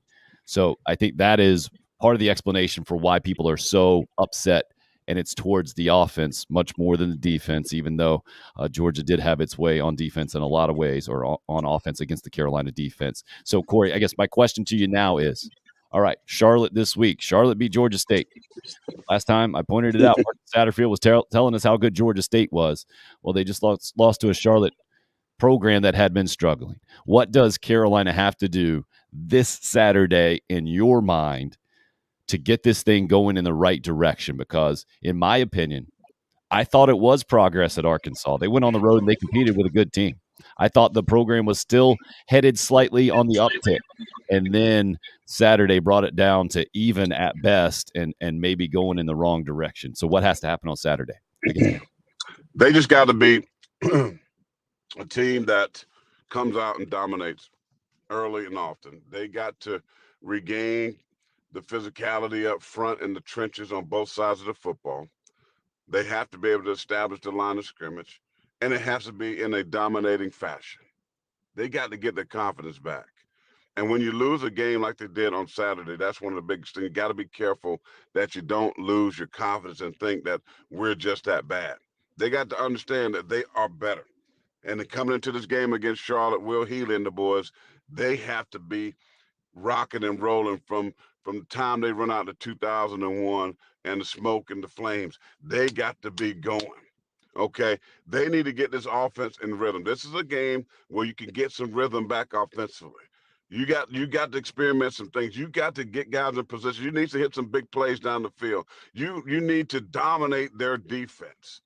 This needs to be a 40-piece minimum on Charlotte on Saturday. And defense, you got to shut down the run. You can't let Charlotte run the football. You got to dominate. I know we got guys hurt, but they still should dominate the offensive line of Charlotte. This game should be a blowout. This game should be a 40-piece to 7-14. Get your confidence back. I mean, this is a well-coached team. Will Healy's a great coach. And they compete in the Sun Belt. Make no mistake about it. But you got to go out there and play. But they need to dominate. They need to dominate to get the mojo, get the confidence back. Tim, I mean, right now I saw dudes holding their heads down. And maybe this comes to what Phil had this question about that Shane didn't like. And they was walking off the field. They weren't running. They were depleted. They were depleted, man. And when you lose a game like that, I understand the feeling of the players. When nothing is going right, you put so much into playing Georgia and everybody's talking about it, then the emotions, and then boom, you just get punched in the mouth out the gate. It depletes you. But this team is not going to quit. This team has too much character. And they got to come out there this week and they got to own this game for 60 minutes. If this is a struggling game like Georgia State, I worry about the mental aspect of this football team going forward. You struggled against Georgia State. You won convincingly, but the score wasn't indicative of what the game looked like, right? You got to put away this team early. You got to be able to get some backups, some freshmen, some playing time. Rest your guys. Get them ready because you expect the same thing next week before you get back in the SEC play. Okay? This is a game that they must dominate. They must, to build back their confidence. To me, we heard Shane last week say he doesn't have to convince his players to believe they can win against Florida or against a program like Georgia. This is the week instead of last week. Now, I think this is the week when we see whether or not that is true. Because it's one thing to say that against the defending national champs. If you can't get up for that game, Corey, you're never going to get up for anything, right? Right. But after you get beat down, now can you regain your confidence? Can you set your jaw and bow your neck and get out there in that way? I think it's a wildly important game. What you said, Corey, obviously you got to win the football game, but it's not just that. You have to start to build back some of those foundational pieces, I think, to get some confidence to have any kind of chance headed towards the SEC portion of the schedule. Absolutely. You know, we talked about, I was saying earlier, Rome is not built in a day, and sometimes in the building process, you suffer loss. Sometimes in the building process, you suffer setback. You know, some of the blocks gets chipped at. Georgia chipped away and knocked out some. They, they came in and destroyed some blocks, man, but it didn't kill you. And I heard somebody say, what doesn't kill you makes you stronger. So you come right back. Be the Weeble Wobble dog. You fall back, you take a shot, you come back. They took a massive shot, but you got to bounce back. You don't fall down, you don't die. You get back up and you keep building. You slide another piece, as you said, in there, and you get that thing and you put another block in there, and you just keep building. Yeah, it sets you back, but it didn't shut you down. It didn't kill you. You got to keep coming. You got to reestablish. You got to refocus. You got to go back and say, you know what? We're still coming. We're still coming. And this is the week to put back some blocks. This is the week to reestablish. This is a week to build momentum. This is what you got to do. So all this does is, this is a heart check. This is a heart check. I hear what you're saying. I see what you tweet. But now I want to see it carried out. Okay, this is where they are now. This is a part of the building. And you've done all the work to build the mindset. This is what Shane Beamer, catch this. This is what Shane Beamer has done. All the things he's been saying, the positivity, is to build the mindset of this football team. Knowing that, hey, we suffered a setback, but we're mentally tough and strong. It's not going to kill us. Some teams, losing like this kills them. It kills their season. But I will venture to say, but this will not happen to this football team, because the work that's been put, oh, thank you. I feel like I'm preaching to him. Sorry about that. But the work has been put into the foundation, right? This is why your foundation has to be solid in your life, in your marriage, in relationships, in your business, in your ministry, and yes, even on a football team. You have to build the foundation so it will stand. When trouble comes. Oh, it got so pumped up. The phone couldn't handle it. Just as Chris was saying, sounds like we're sitting and listening to a sermon. Love it. All right, remember, the trouble comes. That's where we're going to get Corey back in. I love that he's so pumped up. It happened one other time when he apologized for going on a rant towards the end. I think his phone can only handle so much. Incredible. He's exactly right? Spot on. Chris says, sounds like we're sitting and listening to a sermon. Love it. He's spot on. And not only is he spot on, it means more coming from Corey Miller, having been that guy who's talked about Carolina getting blown out by Florida State, by Clemson. BW, love it too. What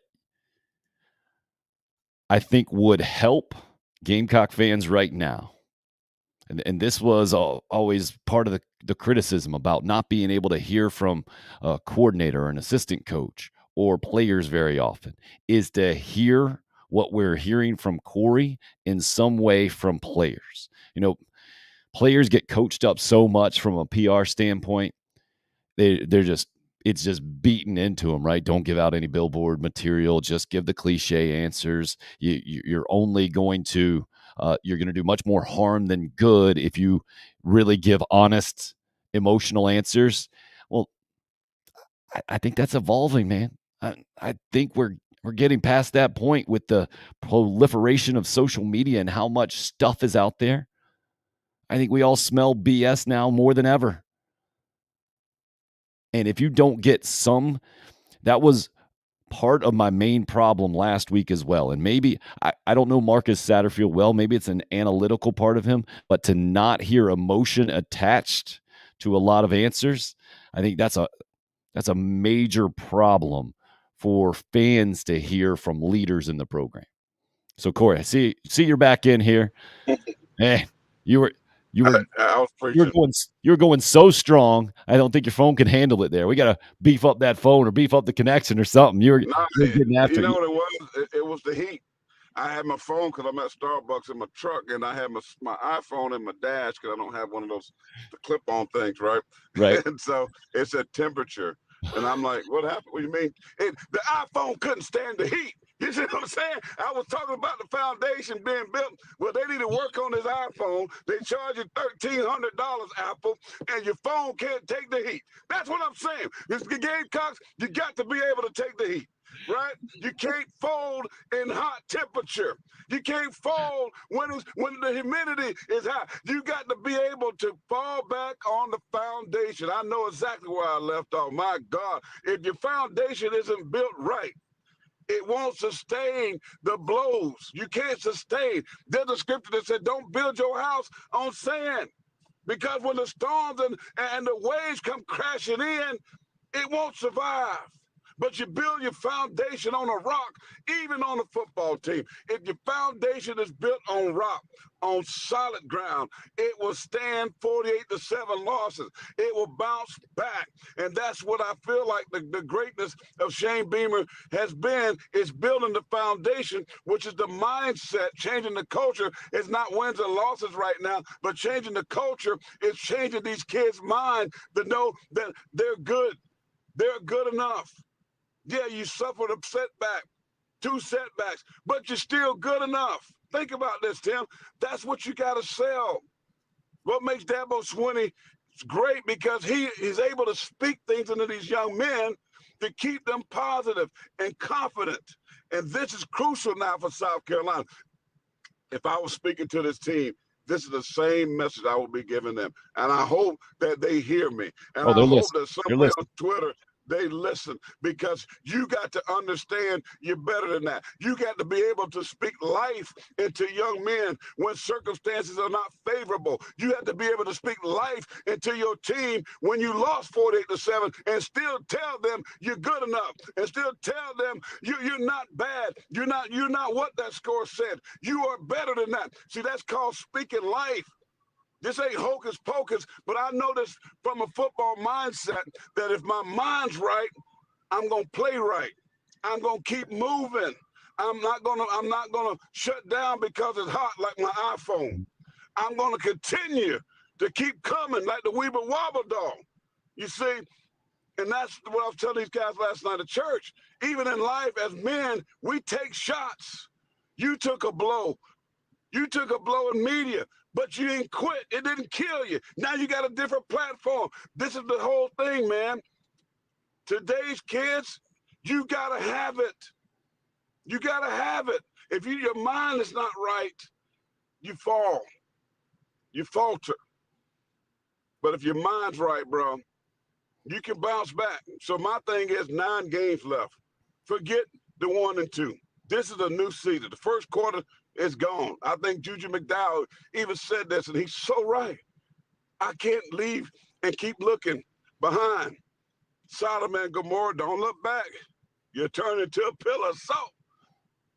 But be like the Apostle Paul, and I'm sorry, no, I'm not sorry for preaching, because somebody need to hear this, that I look forward, I press on to what lies ahead.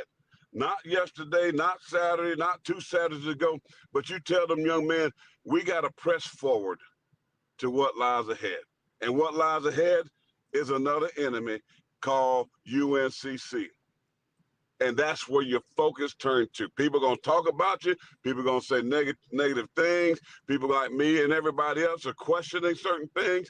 You can't focus on that. Stay off of Twitter. Get your mind right and know that this is a new season. This is a new day, and fresh opportunity is flowing your way. And if you got any other mindset other than that, then you're failing, period. Now, I don't even want a collection on that. Don't have to worry about putting nothing in the plate. Oh, great stuff, man. Great stuff in so many ways. Corey, the quick second that your iPhone couldn't handle the heat, I mentioned that I think Gamecock fans want to hear the passion that's attached to your sentiment from players and coaches.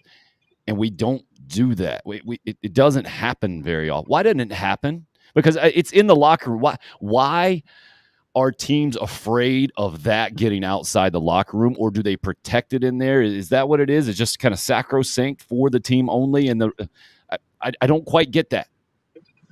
Yeah, I think, Tim, that, you know, we always talk about the sanctity of the locker room and certain things you don't hear, you know, the speeches and things like they let certain things out to get the fans riled up and back on the team, so to speak. But a lot of things, the passion, you may not hear. You may not see the tears crying. You may not see the hurt, which, you know, as a 53-year-old today and going through what I've gone through in my life, let people know, man. Let people know that you care. We know Shane Beamer cares. I know he wears, this dude really loves this team and this state and this school. I know that. You know, you have to sometimes allow people to see this passion. I don't care anymore. You know, brother, when you go through potential suicide and a gun to your head, it's about taking your life, and you understand that, boy, there's so many other more important things in life, right? So I've gotten to a place where I want to share these things. I want to share my emotion and passion. And even sometimes I cry. I ain't crying over a win or a loss of a football game, but other things, yeah. And I'm passionate about football. I love, man, this football has been my life for a lot of years, bro. And these guys need to wear this on their emotions right here, because it's important. And I get the sanctity of the locker room. I don't think everything should be for media and for public. But you know what? This, what I've been saying, needs to be public. That passion needs to be there. And I think you might hear some of that Tuesday on the press conference. I do. I think you're going to hear some of that. You know, Shane Beamer was upset with the question that Phil Kornblut asked him. And I'm okay with the question, because it's just, he's media. I've been saying this for a long time. You know, maybe he thought that they quit. Maybe he's seen something that made him think that they quit. But Shane came back with a powerful, emotional answer. And I'm okay with that, because that bothered him to say, hey, are you suggesting my team quit? There's a bunch of fighters in the locker room. They ain't quit. They didn't quit. They got embarrassed, but they ain't quit. Okay? But I'm not mad at Phil Kornblut for his question. It is part of it, man. When you struggle, it's part of it. Everybody's looking at your program when there's been great positivity, when there's been great stuff out there, and now we don't see it, and people come and ask questions. It's okay. It is okay. But I like his answer. There's no quitting. We fight. We train, the same thing I just been preaching on, foundational principles. And so hopefully we'll see some of that. Hopefully it's not just a run-of-the-mill, you know, politically correct answers to, you know, no. We are where we are, but we are forgetting what's behind. And we have taken the things that we need to work on and we're getting better. We're pressing forward. We can't keep thinking about Georgia or Arkansas. Those are dead. Can't change that, but I can change Saturday. I can change next Saturday. I can change everything that's going forward. My God, sometimes, man, I wish that I could just talk to these kids and let them know, because yeah, you got opportunity. God is giving you opportunity 1 week at a time. Maximize. You're not winning every one of them, but maximize, win the majority, man. And the majority is left. That's the good news. The majority is left. And now let's go. Let's start a new season. Let's start over. Let's see what we can do. We got to train the next. I know we got guys hurt, but I got to get the next guy ready and the next guy ready. It's a physical, violent game. There's going to be other injuries. I mean, think of Trey Lance, man. I mean, he gets the job, and 2 games in, he's done. The same guy that they was wanting to trade and get rid of him and basically throw him to the wolves. They need him. Ain't that something? Ain't that something? How God works. Same guy, Jimmy Garoppolo, that they wanted to throw him away. It's trash. You're not good enough for us no more. Is the same guy that they need. See, my point is this. You keep working. You keep fighting. Don't be bitter. Get better. And that has to be the message for South Carolina football. We just got to get better. We got to stay the course. We got to keep building blocks to get where we want to go. We might not get there this year, but it's going to happen.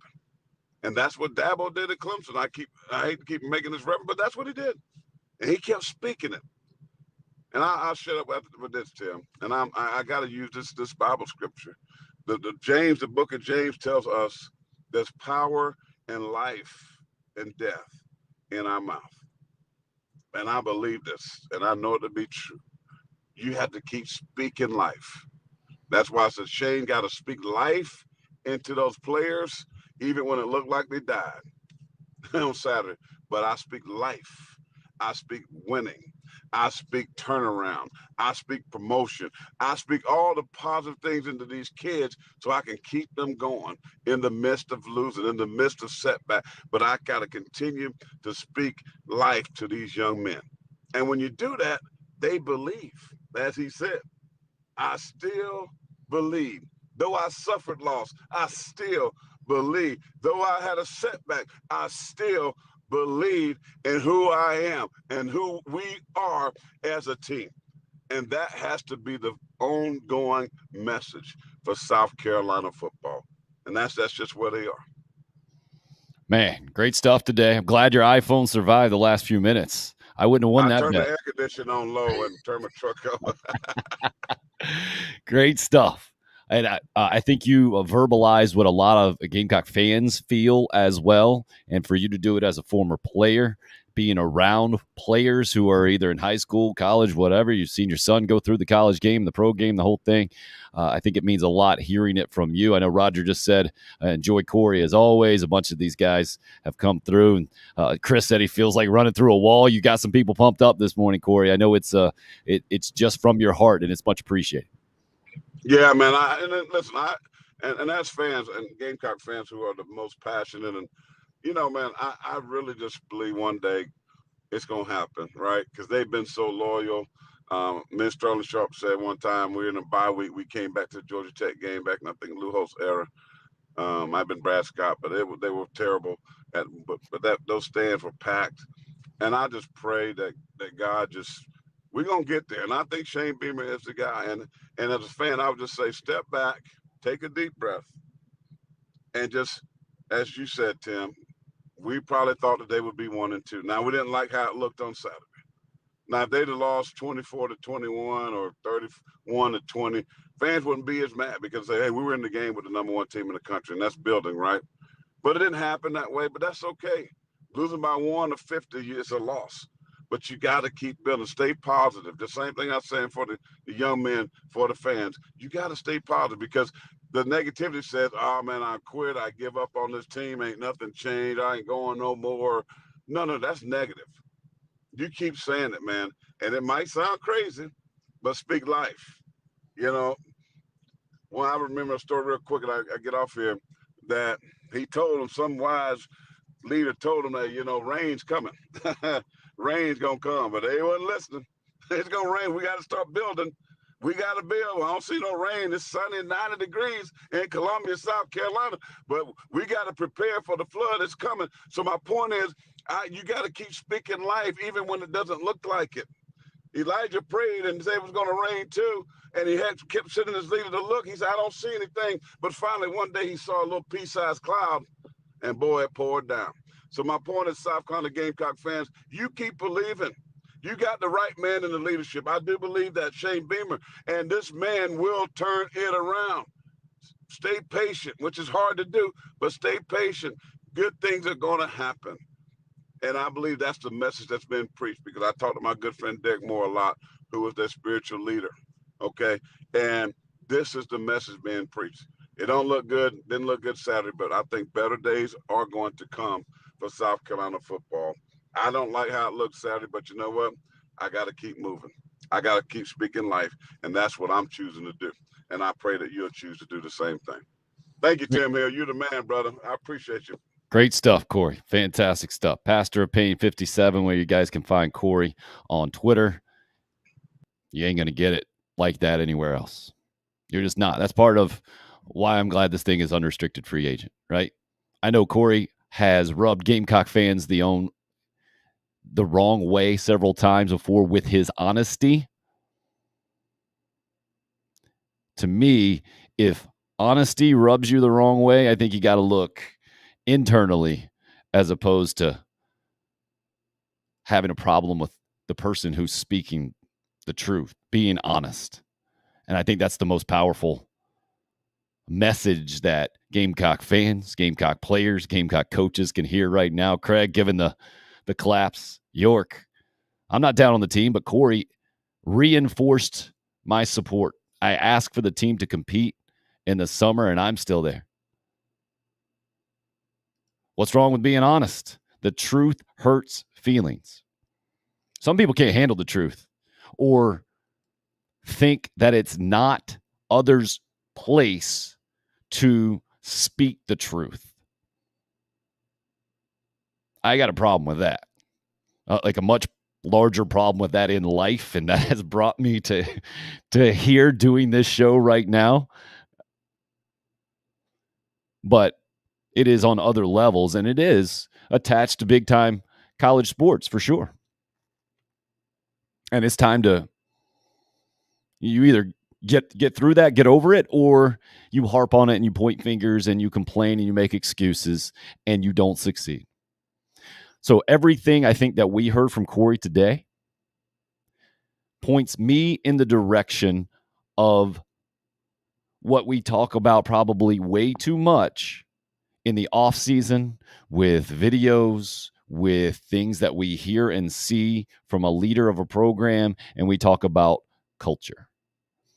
And what is the foundation that Gamecock football, that Shane Beamer has built upon, that I've never seen any other team at any other major level talk about nearly as much, and it's love, right? Ultimately, Shane Beamer tells us Gamecock football is built on love, and it's why I started the show how I started it today.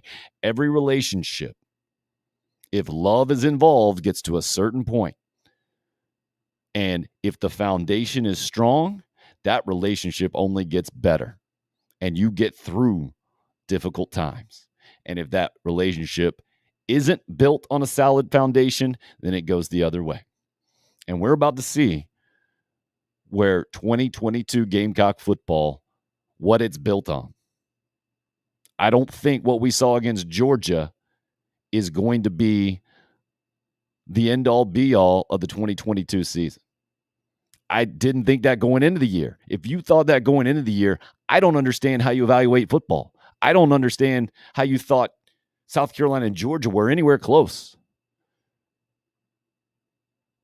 These next 2 weeks should not define South Carolina football with Charlotte and South Carolina State. But you got 6 SEC games after that. That will tell us the story. That should be the test of whether these players, these assistant coaches, staffers, whatever it is, have been taking those messages, have been really ingesting the culture that we have been presented, that it has been presented, is South Carolina football now, or it's been a bunch of hot air.